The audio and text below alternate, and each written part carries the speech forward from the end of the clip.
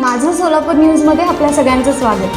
मी काल संध्याकाळीची पाहणी केली. याच्यामध्ये मुख्यत्वे आपल्या त्या ठिकाणी एक आपला जो शेती वस्ती म्हणून घेतला एक छोटा अंडरब्रिज आहे, तर त्या ठिकाणी मी बरेचसे अतिक्रमण वगैरे होते.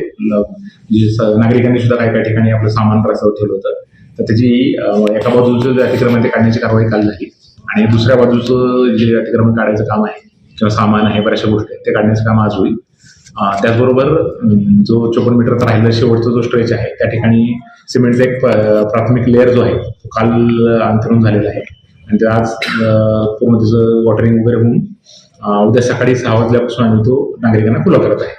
तर ते त्यानंतर मग बऱ्यापैकी म्हणजे थोडं लांब अंतर पडेलच, परंतु लोकांना एक चांगला ज्याच्यामुळं मोठा रस्ता अवेलेबल होईल, ज्याद्वारे लोक जे त्यांना शहरात इतर ठिकाणी तिथं जायचं असेल तर त्या ठिकाणी जातील.